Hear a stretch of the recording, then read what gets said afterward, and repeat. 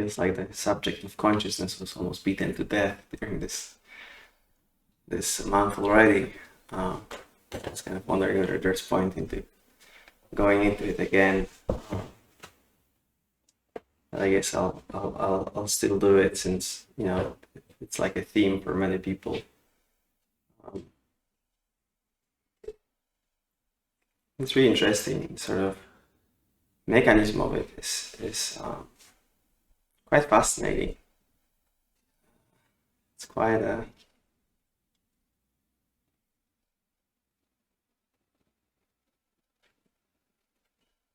something like spider web, right? It's very intricate, made from something very simple, and it's sticky in some way. It can be sticky. It's really the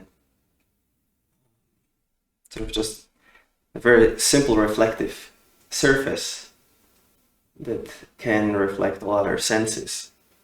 There's just nothing to it, and yet how we are able to create the entire internal worlds out of it is pretty incredible. So it's like those right, the house of mirrors. But at first there's just one sort of easy, simple mirror that reflects yellow, rustling of leaves or anything. And then there's this like almost fractures into other mirrors that are kind of directed at each other. And this kind of main division is me, self, and other, right? There's just this inherent separation that just builds up when we are starting to use language and learn by observing and all of that. And we are adding more and more mirrors, right? Like it just keeps sort of growing, and it's really just made out of nothing but just little reflections, right? There's just sounds that we as a species started to kind of use to communicate. So we started to give them meanings. But basically, it's just simple sounds, like gain, right? It's a particular sound, or loss, just a particular combination of sounds. There's nothing else to it. It's simply reflecting of sound. And yet,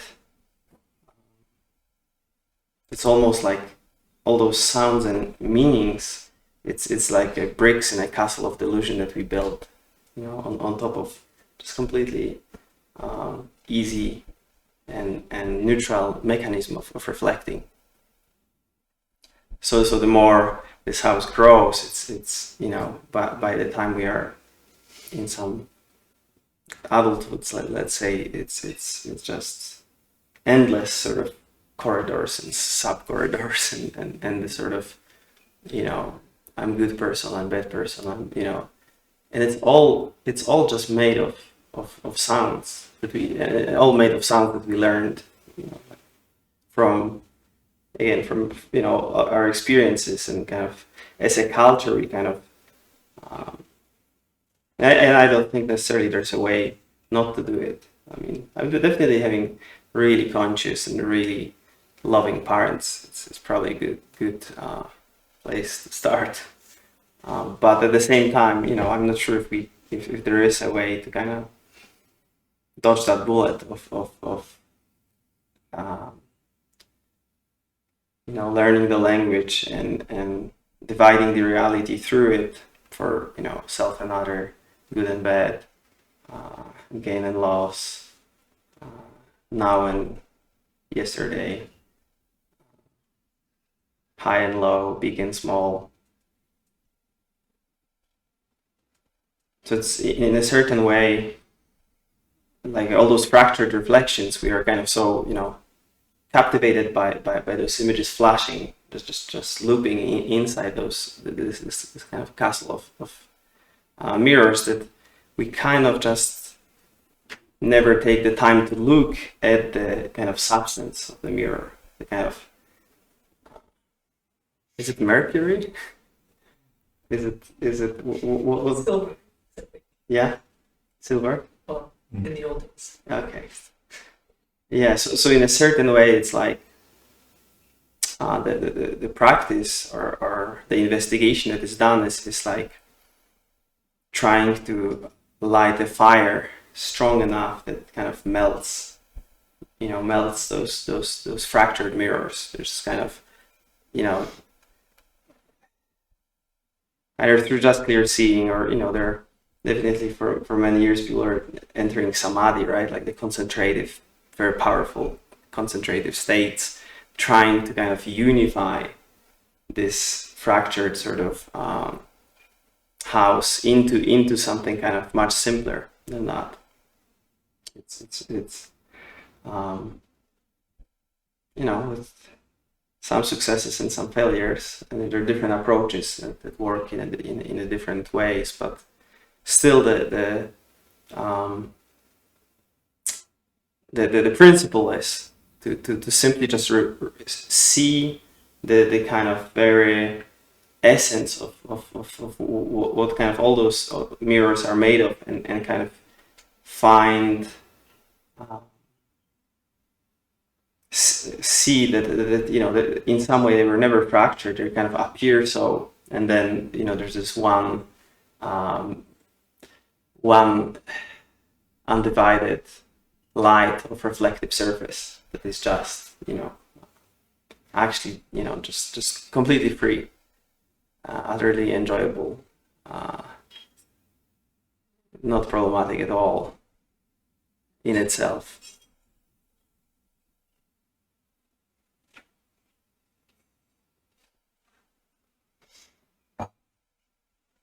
So I think maybe during the first week, someone asked Angelo about whether consciousness is kind of this something that all the other senses are in, or something along those lines, and definitely it's it's the case that there there's just touch, there's sound, there's sight, there's smell, there's taste, and then there's this reflective surface of consciousness. And originally they're all just kind of intermingled, undivided in the same sort of no space, but in a certain way, actually, it really feels like that for a while. When there's a lot of mind identification, it kind of feels like it's almost like there's this living room, like here, right? There's just a living room of consciousness, and there are kind of different rooms coming out of it, and there's like little corridors to it, because very often it's like whatever we see, we immediately go back into consciousness, and it's like, oh, that's pretty, that's unpretty, or like that's dangerous, that's safe, like there's this constant pullback and evaluation. So it's almost exactly, it's not inherent and sort of original way of it being, but it kind of happens then that it is a little bit like kind of go to Steven's room to use the bathroom, just kind of I don't know, go to look at something, and immediately you go back to the living room of mind, and kind of just some processing happens there. Then you go to Nicole's room for a little bit to kind of hear something, and then you come back and to the living room of mind, and there's this constant processing or evaluation or narration even, right? Like we talk to ourselves about what we see, what we hear, what we taste, we evaluate. It's I like that, I don't like that, yesterday was better, today was not so good, or anything really. So in a certain way, this it's becoming such a central place for where we spend so much time of our lives, as long as we are captivated by the sort of like flashing images within the mirrors themselves, right? We are captivated by the ideas and by the story that kind of unfolds, which again, it's only made of sounds, nothing else. It's only made of syllables that we place some meaning upon as, you know, collectively, and kind of taught each other that. But it's kind of looking from almost like outside of it.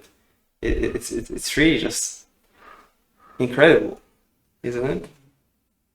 There's this just mesmerizing sort of castle of syllables that suddenly, like, we live our entire lives by some stories, right? I'm not good enough person. You know, like, you know, those are like few sounds.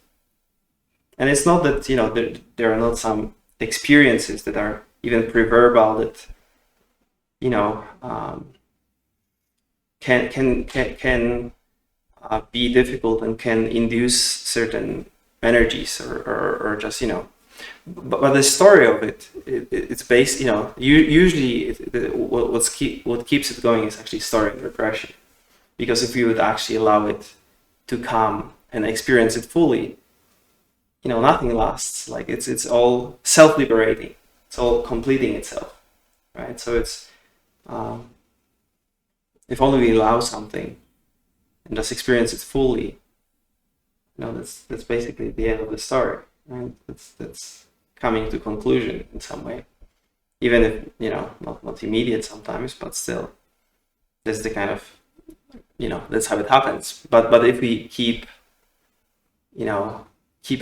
thinking a story about it, right? Keep constantly talking to ourselves about, you know, how unlovable I am, or how great I am. I'm, you know, I'm the best thing that ever happened on the planet. You know, whatever.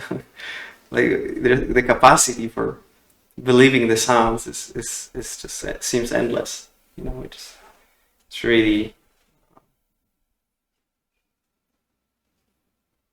it's like, yeah, that's like hypnotic. It's just entertaining ourselves with those chandeliers of mirrors, like walking around this kind of strange spaces of thought. It's wanting to, you know, have the best story possible somehow, and yet not ever kind of touch back into, well, what is happening, what's really happening for us. And in a way, when we start to see the kind of fabric from which the whole thing is made of, you know, then we kind of just recognize it's one taste. It's nothing else, you know. There's this Korean teacher, he used to always say, he had this thing about cookies, and he was saying, like, you know, making a dough, there's a huge batch, and then you make the cookies, and then you make like a star-shaped cookie. You made an elephant-shaped cookie. You made this kind of cookie. You know, like, you made all those different types of cookies, but if you bite into it, it's just the same taste. There's nothing different about it, right? It's just the same cookie.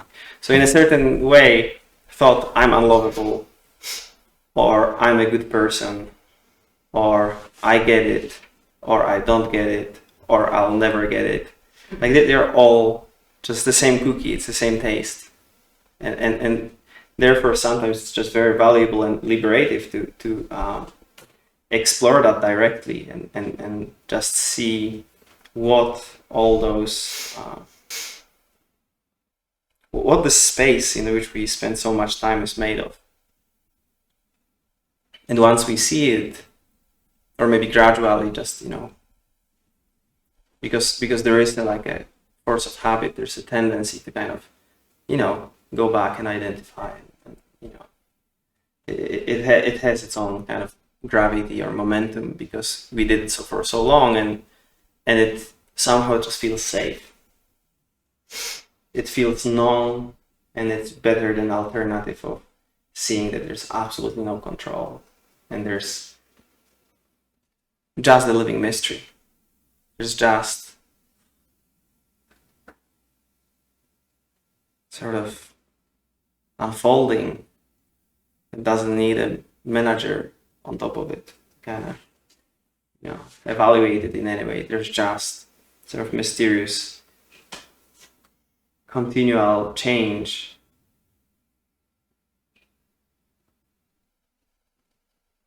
And sometimes it is a scary place.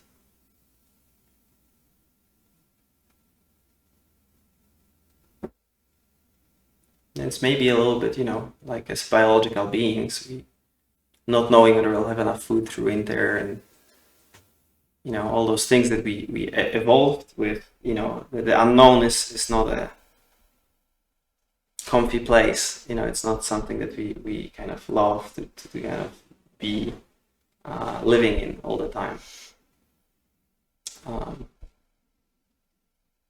But yet, precisely the mechanism of control and wanting certainty and kind of just constantly confirming our stories that try to just stabilize this chaos, just try to frame it in some way that is kind of comprehensible and predictable in some way, which is illusory anyway. I mean, it's not that it does anything, but it kind of brings this like slightly, predictable numbness. At least our inner environment is predictable. It's more predictable, right? Because without that, it's really,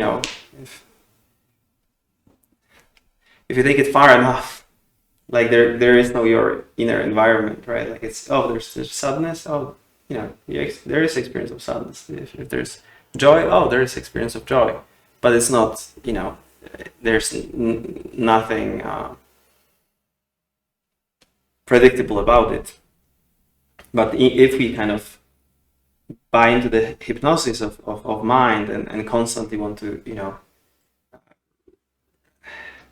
kind of look through a certain view, then there is a familiarity there. Like we do feel like, did you ever have like a neighbor or someone who's just like always cranky, like everything is wrong? I mean, like you can, of course, there are different causes and conditions that make that be their primary mode of being. I have one person in mind right now, which is my uncle. He doesn't speak English, so I think I'm pretty safe speaking about him right now. But my uncle, he just really, like, everything is wrong, and he has this saying. I don't know if it'll make sense in English at all, but he has this saying which kind of just gives out his sort of whole attitude. He says, doesn't matter how you stand, the ass will be always in the back. And what he means by it is, like, it'll be all wrong. Like, it doesn't matter. It doesn't matter. Like, it'll be all good. It won't work out. Doesn't matter. Like, however you stand, ass will be always in the back. And of course, like whenever I see him, I feel compassion, because it's not easy way to live your life, but it's kind of almost fascinating to see him just, and every situation is like in some way is wrong, like that's like he had an apartment next, like they had 2 apartments after my grandpa died, and he had like a tenants there. Just couldn't, like no one lasted 3 months, because my uncle would just always like find something to like find wrong with the whole thing, or just like shut the electricity down, or like it's just like always sabotage everything, because everything was just not, for some reason, like he would just find a reason to kind of make it into, just things are wrong. But the thing is, it's like so predictable, right? Like it's kind of like, I guess it just feels safe, it's like, that's my outlook. Like things are just not going well ever. Period. and it's better that actually the mystery. I mean, it's unexamined. Like I'm pretty sure if he would be able to look and find for himself, he could probably see that actually, the resistance is all. Just going into the way, right? So like yesterday, we read this Hopi Elder's prophecy, right? And there's this line there saying that, you know, the river is large and fast, and there will be those who are clinging to the shore and in fear, and they are being torn apart, and you know, it's getting difficult. But you know, what we should do is just like push away from the shore into the middle of the river and keep our eyes open and heads above the water. So in a way, it's like just surrendering to the unknowability of this moment, and you know, we can certainly find great peace in the midst of that, without the struggle, without the push and pull. It's just the current. There's no friction, there's no tension, because there's just the flow. So it's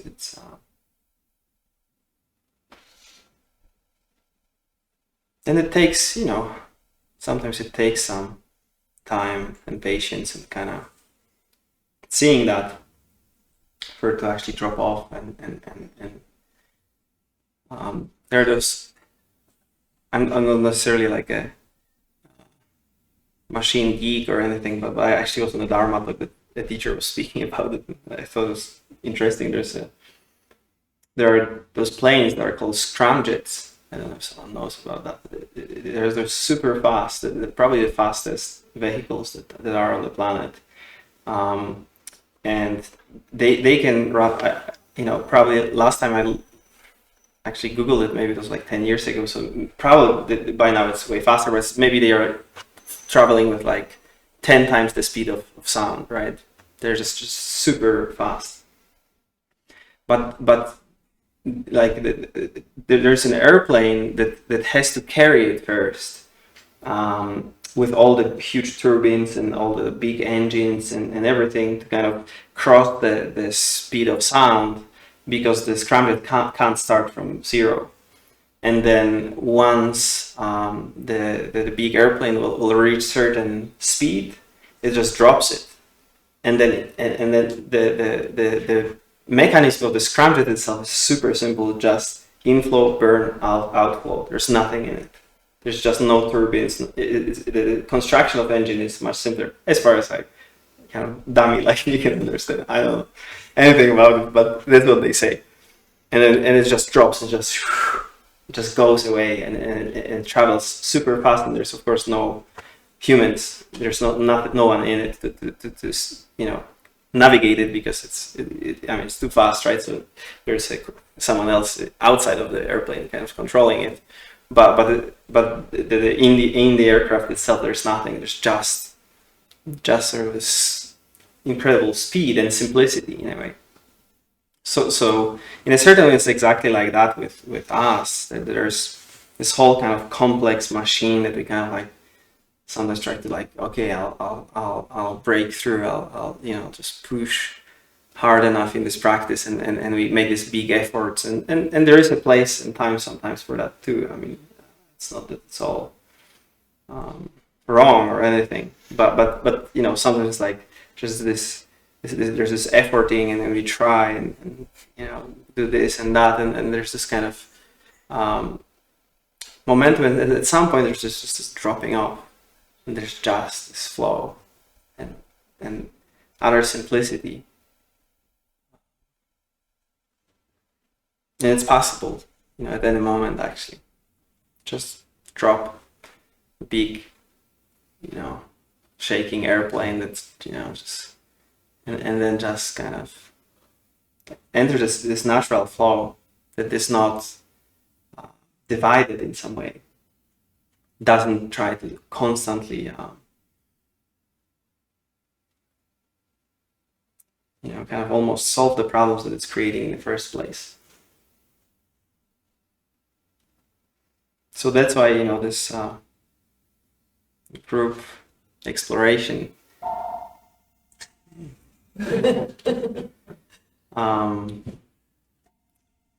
it's, you know, we are kind of just going directly into sort of fabric of whatever this sort of castle of mirrors is made of, and just try to see it is just utterly simple kind of reflective substance, reflective surface. But it's not anything at all. It's not like, it's not an object, it's nothing solid, right? It's nothing to be found. So it's not like a type of looking how we, let's say, look at, objects, or, I mean, in a way, the kind of way of looking at objects also drops away later, but so I guess maybe it's interrelated.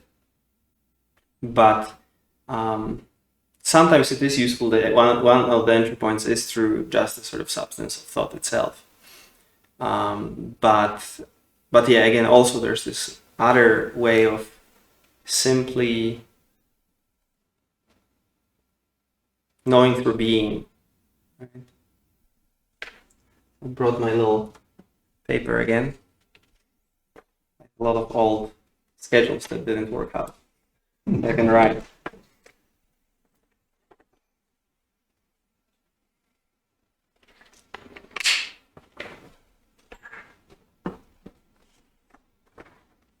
It's just a couple of conversations. People said it so much better than I could ever before, so why to reinvent the wheel? Just one dialogue between, yesterday I was talking about Joshu and the Chinese teacher, Zen teacher, Joshu. His teacher was Nansen. So this is actually before Joshu went for this pilgrimage and everything, when he first time arrived in the monastery and met his teacher for the first time. That's their dialogue. It's very, Zen people know it probably. It's one of the classics. So Joshu asked Nansen, what is the way? Right? And the way, the word way, it's like it's the same exact character like Tao, right? So in that culture, Tao or way simply means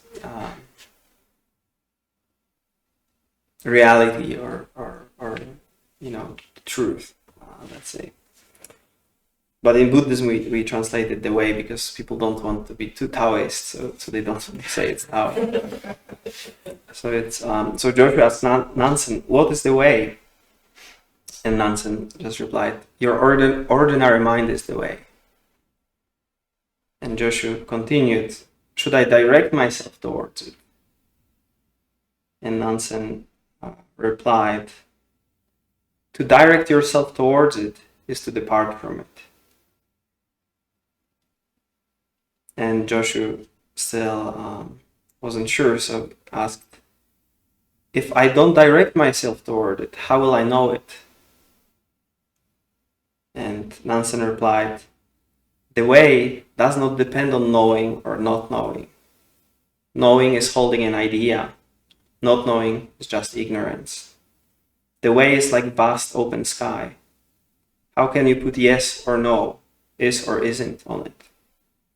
And hearing that, Joshua had an insight, understood something.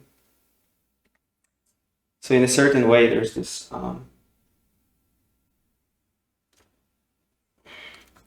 kind of puzzle that on one way, we do feel like our thoughts are telling us something about us or something about the moment or kind of intruding or whatever. And, here it's said like, oh, your ordinary mind is precisely the reality. So it feels like, naturally, the next question is like, so do I need to do anything about it, right? Like I feel separate or like I feel confused. And yet you say like, just this is the reality, right? And then Nansen is saying to direct yourself towards it, to depart from it, which basically says, because in fact we are always doing something in consciousness. It's not like, just as it is. There's always like resistance, push and pull, and sort of grasping and all of that. So in a certain way, what he's pointing to is like the very nature of mind, the very substance from which all this is made of, all this, all those ideas about ourselves and life, all this made of just from this kind of simple reflective substance of mind itself, and this very substance is the way, right? There's nothing problematic about it. It's just reality itself. And he still, doesn't give up. And how would I know if I don't direct at all anything? Right? But it is intuitive learning how to not direct anything, how to not push and pull within our experience, how to actually just trust in just the nature of it rather than on activity of it. I mean, activity can be very chaotic and intense and it can be still too, but it's not like we are looking for stillness. We are just looking for the nature of both movement and stillness. Just seeing that it's all just this kind of dimensionless cloud of silver that has the ability to kind of reflect and there's nothing there at all in it. So just tuning into that, just the kind of simplicity of the substance of it, rather than trying to find any objective qualities in it, like stillness or like quietude. They can arise. There's almost like a blueprint that can reveal itself in our bodies. That feels like stillness or something, but the liberative factor is actually being clear on the, what the thoughts are made of, and kind of just like letting ourselves relax into it,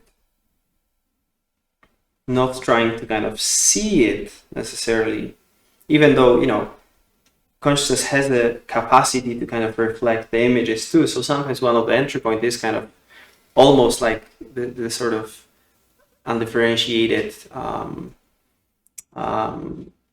field of movement or something, right? But at the same time, there's also a way of actually just being. So I'll go here to another exchange, kind of little points to that, and I don't want to get like too philosophical about stuff here, and there are definitely like ways of verifying some things to like maybe too much of a degree, but I don't think now we have to worry about that necessarily. So when Papaji came and saw Ramana Maharshi for the first time, and he was this devotional kind of bhakti yogi, right? He was just like in love with Krishna and like he was just utterly obsessed with seeing Krishna. He always wanted to be in the company of Krishna, and he just couldn't get over it. He was traveling the whole India and asking every single person, like, show me God. Like, I need, there's nothing else in my life. I just need to see God. And as the story goes, that he was in his house in Punjab, and someone knocked on his door, and he opened the door, and he saw Ramana Maharshi standing there, and he immediately saw that he's a sadhu. So he asked, like, I'm seeking to see God, like, could you help me? And this person who he saw there told him, there is one person who might help you with that problem, and you should go to Tiruvannamalai in the southern India and see this person. So he went by train, and he entered the ashram, and he saw that it was exactly the same person that he met, and he just immediately like, that's bullshit. Like, the guy is traveling around telling people to see himself. So he was like packing himself, and someone asked him, like, oh, you're leaving? You just only arrived. And And he said, well, why is he leaving?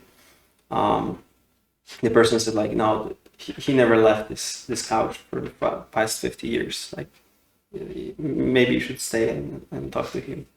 So he decided that maybe there's something worth seeing there. And he came up to Rama and he asked, have you seen God? I asked. That's his narration. And if you have, can you enable me to see him? I am willing to pay any price, even my life. But your part of the bargain is that you must show me God. And Ramana replied, no, I cannot show you God or enable you to see God, because God is not an object that can be seen. God is the subject. He is the seer. Don't concern yourself with the objects that can be seen. Find who the seer is. And the story unfolds a little bit more there, but it's almost like that. Like there's sometimes when we kind of try to investigate the nature of thought, nature of consciousness, there's like a little consolidation behind. It's like, okay, am I getting this right? Am I this? Am I that? But meanwhile, it's like, the apparent subject of that whole thing is made of exactly the same sort of substance, right? So sometimes turning it around, and rather than trying to see something, like, I'll see in front of me this thing called unbound consciousness, and maybe it'll be clear to me, and then I'll experience stillness or something. It's rather like, what is that voice made of? Where is it? Like, where is the rising from? Where is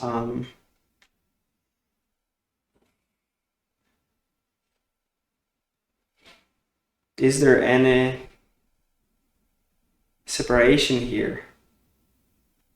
And just looking directly, or just allowing it to open up, just allowing it to kind of almost bloom in some way, like without this push and pull, suddenly we kind of turn, and it's not like you turn anywhere, right? Like it's precisely, it's kind of like when you stand at the North Pole, how will you make one more step north? I mean, every single step you'll take will be south. There's no other way, right? You're precisely at the North Pole. So in a certain way, it's like that. You're just seeing. There's nothing to seek. There's just relaxing into it. Just like, you go into the bath to soak, in it. It's not like you're looking for the water, or the bath is already full. Like all there needs to happen is just like letting go into it in some way. So yeah, I'm not sure if that'll be helpful, but that's like almost like a additional pointer. It can be helpful, if someone is exploring that unbound consciousness, or this open presence, this reflective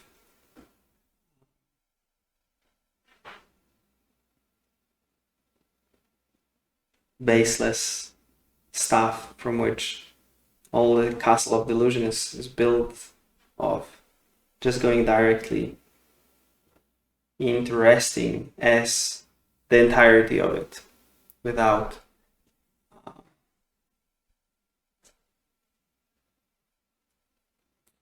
ideas of gain and loss and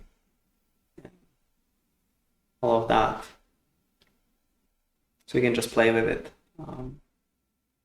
if you at all find it resonating.